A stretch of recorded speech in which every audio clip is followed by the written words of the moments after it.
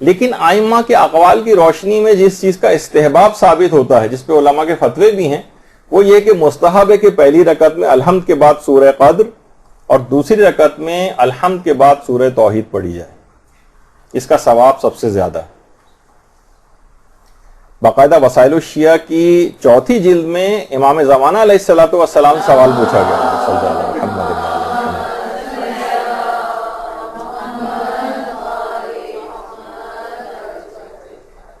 باقاعدہ سوال پوچھا گیا کسی نے کہ مولا میری جان آپ پر قربان، نماز کی پہلی اور دوسری رکعت میں کیا پڑھوں؟ تو امام نے فرمایا کہ نماز کی پہلی رکعت میں الحمد کے بعد سورہ قدر اور نماز کی دوسری رکعت میں الحمد کے بعد سورہ توحید کی تلاوت کرو۔ اور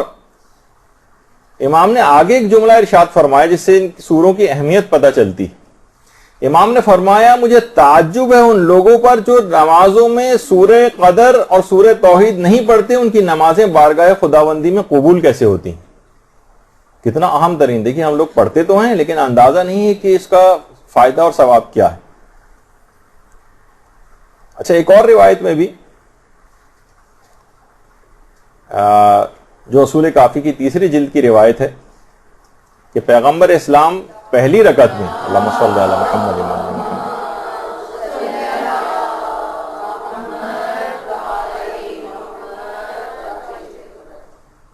معراج کے سفر کی جو روایت ہے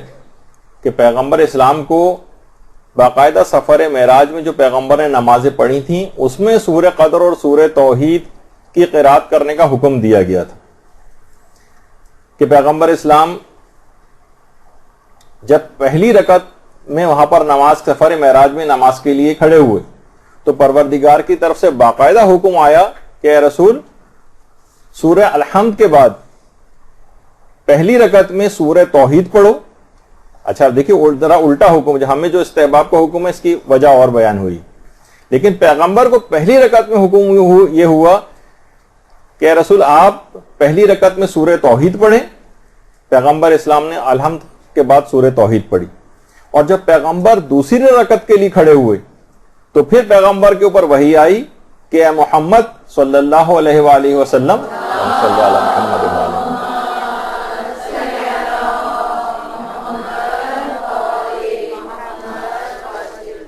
دوسری رکعت میں الحمد کے بعد سورہ قدر کی تلاوت کرو۔ اور پھر رسول نے دوسری رکعت میں سورہ قدر کی تلاوت کی، پھر کہا کہ یہ سورہ روز قیامت تک آپ کی اور آپ کے اہل بیت سے منسوب ہے، اور یہ آپ کی اور آپ کے اہل بیت کا پہچان نامہ ہے جس میں آپ کا شجرہ موجود ہے۔ اصول کافی کی باقاعدہ نے جو سورہ قدر ہے اتنا اہم ترین سورہ ہے۔ اچھا، ہمیں اس کے البتہ استحباب کا حکم تقریباً اس کے برخلاف ملا ہے۔ علماء فرماتے ہیں کہ اس کی وجہ یہ ہے، ہمیں جو ہے حکم یہ کہ پہلی رکعت میں سورہ الحمد کے بعد سورہ قدر پڑھیں اور دوسری رکعت میں الحمد کے بعد سورہ توحید پڑھیں۔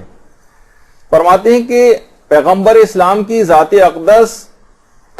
اس قدر قریب ہو گئی تھی سفر معراج میں پروردگار عالم سے، فکان قاب قوسین او ادنی، 2 کمانوں اور اس سے بھی کم کا فاصلہ رہ گیا تھا۔ ظاہر ہے کہ جسمانی فاصلہ نہیں تھا، یعنی قرب کی ایسی منزل پہ پہنچ گئے تھے کہ گویا خالق و مخلوق کے درمیان انتہائی کم فاصلہ تھا۔ تو حکم ہوا کہ اس موقع پر سورہ توحید کو پڑھو، کہ کہا کہ اے رسول سورہ توحید میں میری نسبت کا ذکر ہے، اور دوسری رکعت میں سورہ قدر پڑھو جو تمہارے اہل بیت سے خاص نسبت رکھتی ہے، یعنی پہلی رکعت میں پروردگار عالم سے نسبت اور دوسری رکعت میں تمہاری اور تمہارے اہل بیت سے نسبت۔ اس میں تمہارے اہل بیت کا شجرہ نامہ ذکر ہوا ہے، یعنی اس خاص موقع پر پیغمبر اسلام کو یہ حکم تھا۔ ہمارے لیے البتہ وہی حکم ہے جو اس سے پہلے میں نے ذکر کیا۔ تو کیونکہ سورہ قدر کی جب تلاوت کی جاتی ہے تو گویا ہم ان ہستیاں جو اہل بیت سے وابستہ، جو اہل بیت کے اندر شامل ہیں، ان کا واسطہ اور توسل دے کر ہم پروردگار کی بارگاہ میں جاتے ہیں، اور تاکہ ان کے واسطے اور توسل سے ہماری نمازیں قبول ہو جائیں۔ تو دوسری رکعت میں یا پہلی رکعت میں اگر آپ سورہ قدر کو پڑھ رہی ہیں تو گویا آپ ان معصوم ہستیوں کا واسطہ اور توسل اور صدقے کے ذریعے اپنی نمازوں کو قبول کروانا چاہتی ہیں. جس طریقے سے درود کے ذریعے قبول ہوتی ہیں عبادات، اسی طریقے سے سورہ قدر کے ذریعے بھی عبادات کو قبول کروایا جاتا ہے. درود بھیجیے محمد والے.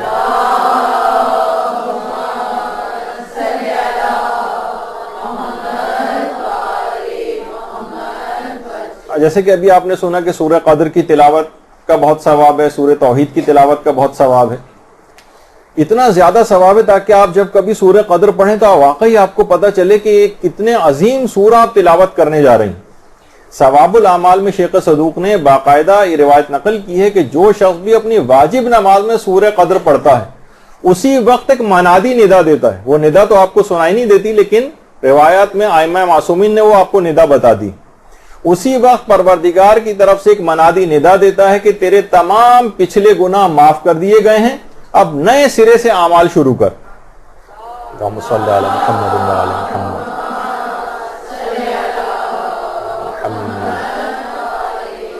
تو سورہ قدر کو پڑھنے سے تمام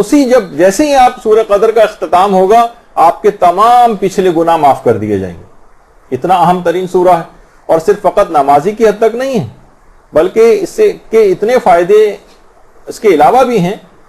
کہا جاتا ہے کہ مقروض کے لیے پانچویں امام نے خاص طور پر 2 عمل بتائے ہیں جسے آیت اللہ بروجردی نے اپنی کتاب جامع احادیث شیعہ میں نقل کیا. اگر کوئی بھی شخص مقروض ہے تو وہ 2 اعمال پانچویں امام فرماتے ہیں کہ اگر اعمال انجام دے لے تو اس کا قرض اتر جائے گا. اس میں ایک ہے کثرت کے ساتھ استغفار پڑھنا اور سورہ قدر کی تلاوت کرنا. نمازوں میں بھی سورہ قدر کی تلاوت کریں اور اس سے ہٹ کر بھی سورہ قدر کی تلاوت کریں. کتنا بھی قرض کیوں نہ ہو ان 2 چیزوں سے ادا ہو جاتا ہے. بہت اہم بات ہے، یہ عام طور پر لوگوں کو بتانے والی ہے کہ جو مقروض ہیں اس طرح سے اپنے ان سوروں کی برکت سے اپنے قرضوں کو اتار سکتے ہیں. باقاعدہ مستدرک الوسائل میں ہمارے چھٹے امام کی ایک اور روایت بھی ہے. اللہم صلی علی محمد و علی محمد.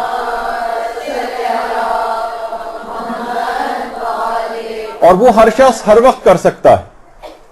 کبھی بھی جب بھی آپ پانی پینے لگیں چھٹے امام فرماتے ہیں کہ سورہ قدر کو اگر پانی پر دم کر کے پی لے تو اس کی آنکھوں کی بینائی بہت زیادہ تیز ہو جائے گی. سورہ قدر کو تلاوت کرے اور پانی پہ دم کر دے اور اس کے بعد اس پانی کو پی لے، اس کی بینائی تیز ہو جائے گی. اور علماء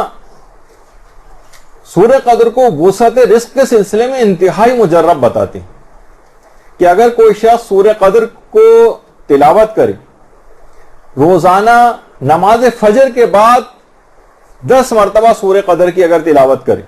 اور اس سے تخلف نہ کرے، یعنی اس کو چھوڑے نہیں، ایسا نہیں کبھی کر لی کبھی نہیں کی، نہیں، اسے کنٹینیوس جاری رکھے، بالکل پابندی کر لے اس کی، تو فرماتے رزق کے سلسلے میں پھر وہ خدا کی قدرت کا مشاہدہ کرے گا. روزانہ نماز فجر کے بعد 10 مرتبہ سورہ قدر کو پڑھنا یہ قدرت خدا کا مشاہدہ کروائے گا رزق اور روزگار کے سلسلے میں. ایسی ایسی جگہوں سے اس کے پاس رزق آئے گا کہ اس کو گمان تک نہیں ہوگا. اور روزانہ اس کی تلاوت رمضان کے روزوں کا ثواب دلواتی ہے اور شب قدر کے احیا یعنی اس کو جاگ کر عبادت میں گزارنے کا ثواب دلواتی. سوچیے کہ ایک سورہ قدر آپ پڑھ رہی ہیں ہر نماز میں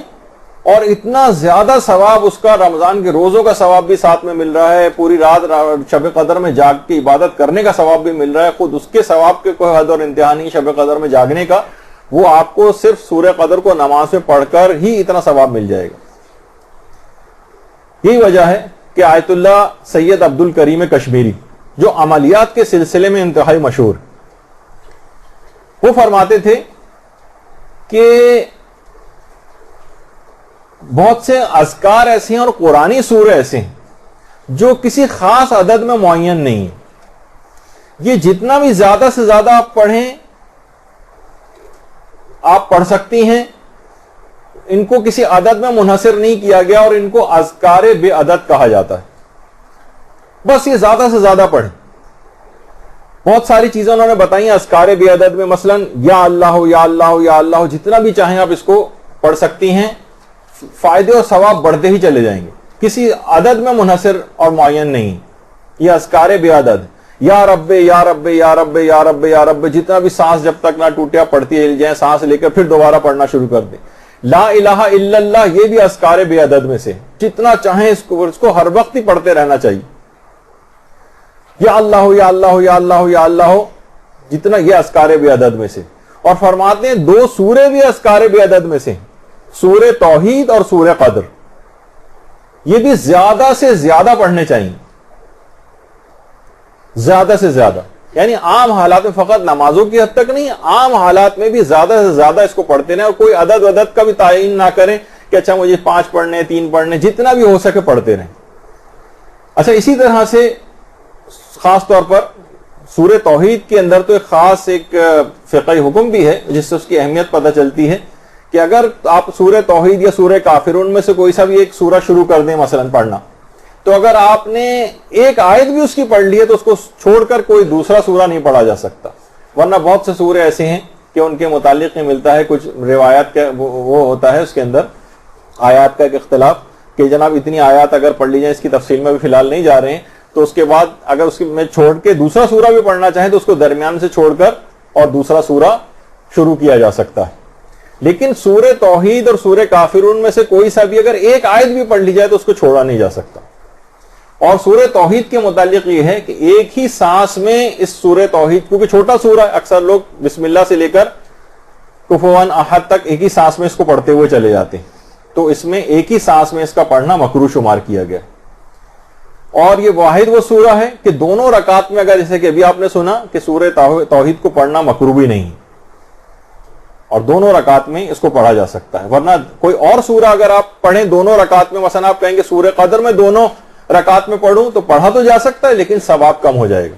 یہ صرف سورہ توحید کی خصوصیت ہے کہ اسے دونوں رکعتوں میں پڑھ لیا جائے تو ثواب کم نہیں، یعنی مکروہ نہیں اور ثواب کم نہیں ہوتا. بلکہ چھٹے امام تو یہاں تک کہ جملہ ارشاد فرماتے ہیں اللہم صلی علی محمد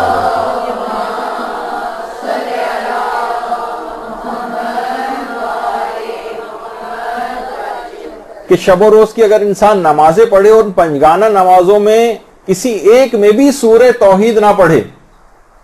تو اس وقت ایک منادی ندا دیتا ہے اور کہتا ہے کہ بندہ خدا تو نماز گزاروں میں سے نہیں ہے. یعنی 5 نمازیں اس کے دن کی ایسی گزر جائیں جس میں ایک میں بھی سورہ توحید نہ پڑھے، اگرچہ اس کی اجازت ہے اس کو، لیکن بہرحال اس کی تاکید اور کے طور پر یہ بات روایت میں کہی گئی کہ ایک منادی ندا دیتا ہے اور کہتا ہے کہ بندہ خدا تو عبادت گزاروں میں سے نہیں. اور کہا جاتا ہے کہ سورہ توحید جو ہے اس کے اسرار اور حقائق کو سمجھنے سے عقل انسانی عاجز ہے، اور فقط صاحبان معرفت ہی اس کے حقائق کو درک کر سکتے ہیں جو اتنا چھوٹا سا سورہ ہے نا سورہ توحید. اور یہ ایک ایسی امانت ہے کہ سوائے انسان کے کوئی مخلوق اس کو حمل کرنے کی طاقت نہیں رکھتی سورہ توحید کو. اور ہمارے امام زین العابدین علیہ الصلوۃ والسلام فرماتے ہیں اللہم صلی علی محمد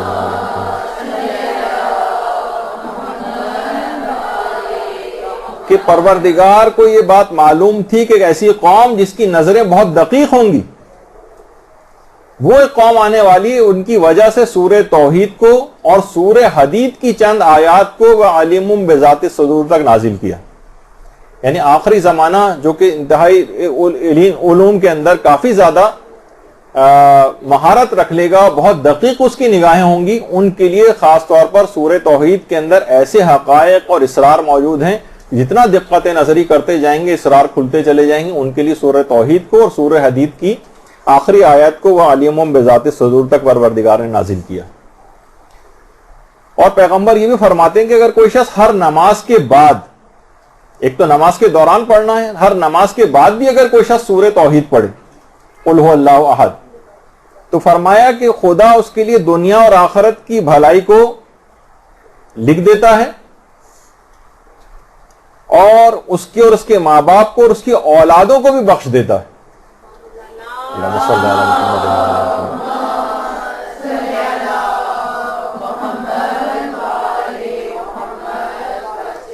اچھا، اب دو ایک باتیں اور تھیں کہ ہم نے پچھلی کلاسز کے اندر سورہ الحمد ختم کی تھی، اس کے بعد سورہ توحید کی کچھ باتیں بیان ہو رہی تھیں لیکن وقت کی کمی کی وجہ سے رہ گئیں، تو تھوڑا سا دیر رک کے صرف 2-3 منٹ سورہ توحید کی کچھ باتوں کو مکمل کر دیا جائے. دیکھیے نمازوں میں کہا پچھلی بار بھی بیان ہوا تھا کہ سورہ توحید کی اتنی زیادہ فضیلت ہے، اور فضیلت یوں ہم بیان کر رہے ہیں تاکہ آپ کو اندازہ تو ہو کہ جب ہم نماز میں سورہ توحید پڑھ رہے ہیں اس کا فائدہ کیا ہے، یہ کتنا عظیم سورہ کہ پیغمبر اسلام سے ایک دفعہ یہودیوں نے آ کر کچھ سوالات پوچھے تھے. اللہم صلی علی محمد و علی محمد.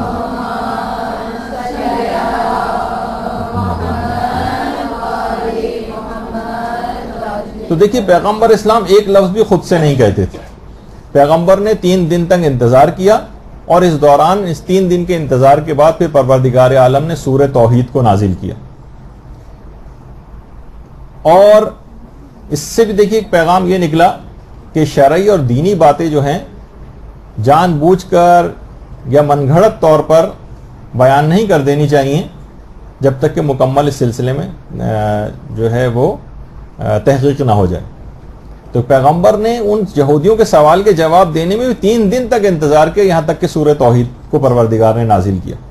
اور وہ جو چھٹے امام کی روایت بھی ہے کہ جب پیغمبر کے ایک صحابی سعد ابن معاذ ان کا جنازہ پیغمبر نے پڑھا تھا تو جبریل 70,000 فرشتوں کے ساتھ ان کی جنازے میں شرکت کے لیے آئے تھے. تو پیغمبر نے جبریل سے پوچھا تھا، یہ جبریل یہ بتاؤ کہ کیا وجہ ہے کہ تم نے اتنی زیادہ بڑی تعداد میں فرشتوں کے ساتھ اس کی نماز جنازہ میں شرکت کی؟ کہا کہ یا رسول اللہ، معاذ ہر حال میں چلتے پھرتے اٹھتے بیٹھتے سواری یا پیدل سورہ توحید کی تلاوت کیا کرتے تھے. درود بھیجیے محمد صلی اللہ علیہ وسلم.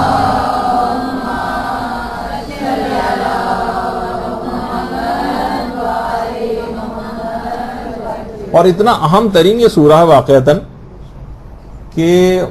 علماء نے طب الائمہ کے نام سے جو کتابیں بھی لکھی ہیں اس میں بھی hمارے 5ویں امام محمد باقر علیہ الصلوۃ والسلام اللہم صلی علی محمد.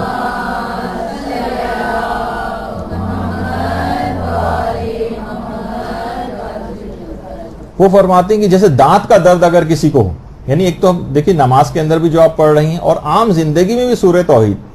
دانت کا اگر کسی کو شدید درد ہے تو درد کی جگہ پر ہاتھ رکھ کر اگر کوئی شخص امام فرماتے ہیں ایک دفعہ سورہ الحمد، ایک دفعہ سورہ اخلاص اور سورہ نمل کی آیت نمبر 88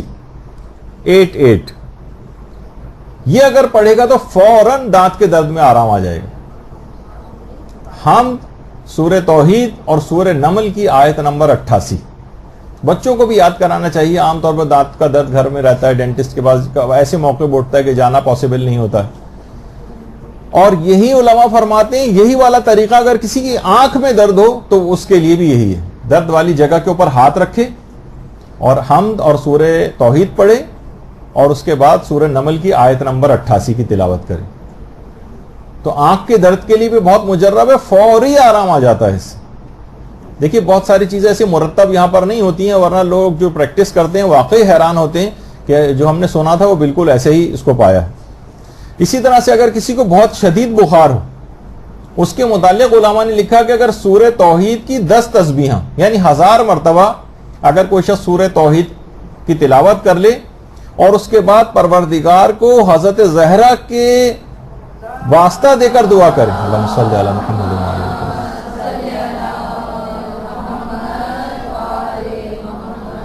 یعنی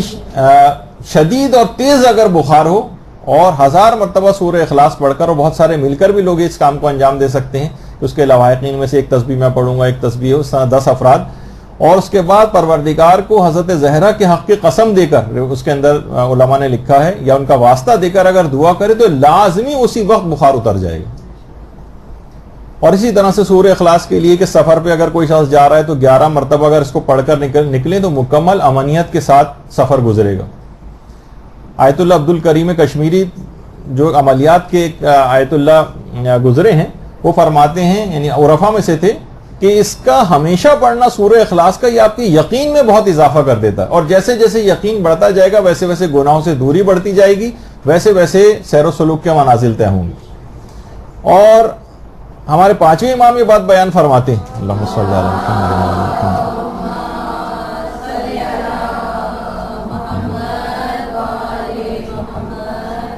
کہ 10 مرتبہ روزانہ اس کو پڑھنا تمام گناہوں کو معاف کروا دیتا ہے. سونے سے پہلے اگر کوئی شخص اس کو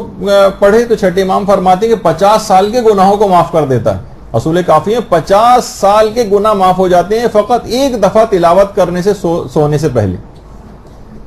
اور سونے سے پہلے اگر سورہ اخلاص پڑھ لے تو 50 فرشتے پروردگار بھیجتا ہے جو اس کی حفاظت کے اوپر مامور ہو جاتے ہیں. اور امیر المومنین نے تو یہاں تک ارشاد فرمایا ہے کہ گھر میں جس وقت انسان داخل ہو اس وقت اگر سورہ توحید کی تلاوت کرتے ہوئے داخل ہوگا تو فقر و فاقہ دور ہو جائے گا. یعنی آپ اندر سورہ توحید پڑھتے ہوئے داخل ہوں گی اور دوسرے دروازے سے یا اسی وقت جو ہے فقر و فاقہ گھر سے رخصت ہو جائے گا. اور اس کی بار بار تلاوت آپ کی اہم زندگی جو آپ کی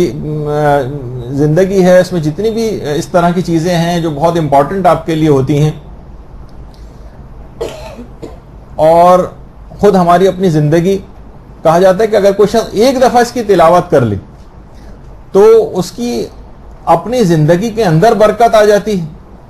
2 بار تلاوت کر لے تو اپنی زندگی پلس اس کے خاندان والوں کی زندگی میں برکت آ جاتی ہے. اور اگر روزانہ 3 مرتبہ تلاوت کر لے تو اپنے خاندان حتیٰ کہ پڑوسیوں تک کی زندگی میں برکت اس سے آ جاتی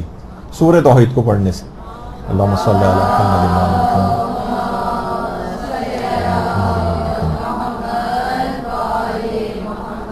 اور اگر صبح سورج نکلنے سے پہلے 11 مرتبہ سورہ اخلاص پڑھ لی جائے تو اس روز شیطان خواہ کتنا ہی زور کیوں نہ لگائے اس سے کوئی گناہ نہیں کروا سکتا.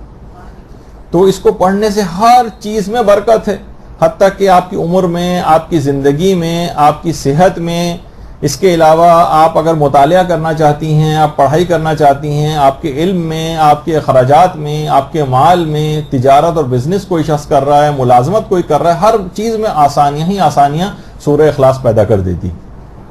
البتہ اس کو صحیح طور پر پڑھنا ہے اور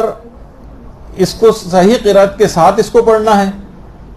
اور جیسے اس کے اندر بہت ساری چیز میں جب پچھلی کلاسز ہوئی تھی جس میں سورہ توحید کی کچھ تلفظ کی غلطیاں بھی بتائی تھیں تو اس میں ایک چیز یہ بھی آئی تھی کہ جو غلطی تو نہیں تھی بلکہ یہ کہ کئی طریقوں سے اس کو پڑھا جا سکتا ہے. خاص طور پہ جو اس کی آخری آیت ہے وَلَمْ يَكُنْ لَهُ كُفُوًا أَحَدٌ تو کفوًا کفؤً کفوً کفؤً ہر طرح سے اس کو پڑھا جا سکتا ہے. اب آپ کے سامنے ہم ایک کلپ آپ کو دکھاتے ہیں. اس کو آپ بہت بغور خاص طور پر اس کی آخری آیت ورنہ اس کے اندر اپنی اور اس کو کتنے طریقوں سے پڑھا جا سکتا ہے ایک دفعہ اور پہلے بھی ذکر ہوا تھا اس کا اور ہم نے وہ کلپ سنوایا تھا آپ کو لیکن یہ کہ اس کو دوبارہ تکرار ہو جائے آپ کو اس کا صحیح موقع جو ہے وہ اب آ گیا ہے. تو اب آپ اس کی سنیے گا خاص طور پہ آخری والی جو آیت ہے تو کتنے الگ الگ طریقوں سے بھی اس کو پڑھا جا سکتا ہے. أعوذ بالله من الشيطان الرجيم بسم الله الرحمن الرحيم قل هو الله أحد الله الصمد لم يلد ولم يولد ولم يكن له كفوا أحد بسم الله الرحمن الرحيم قل هو الله أحد الله الصمد لم يلد ولم يولد ولم يكن له كفوا أحد بسم الله الرحمن الرحيم قل هو الله أحد الله الصمد لم يلد ولم يولد ولم يكن له كفوا أحد بسم الله الرحمن الرحيم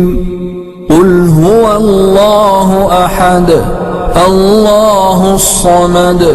لم يلد ولم يولد ولم يكن له كفوا أحد بسم الله الرحمن الرحيم قل هو الله أحد الله الصمد لم يلد ولم يولد ولم يكن له كفوا أحد بسم الله الرحمن الرحيم قل هو الله أحد الله الصمد لم يلد ولم يولد ولم يكن له كفوا أحد بسم الله الرحمن الرحيم قل هو الله أحد الله الصمد لم يلد ولم يولد ولم يكن له كفوا أحد بسم الله الرحمن الرحيم قل هو الله أحد الله الصمد لم يلد ولم يولد ولم يكن له كفوا أحد بسم الله الرحمن الرحيم قل هو الله أحد الله الصمد لم يلد ولم يولد ولم يكن له كفوا أحد بسم الله الرحمن الرحيم قل هو الله أحد الله الصمد لم يلد ولم يولد ولم يكن له كفوا أحد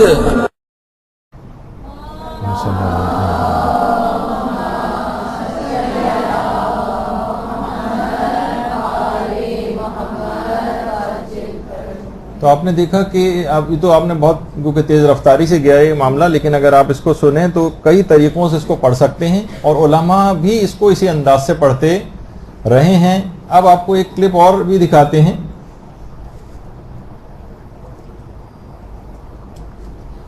کہ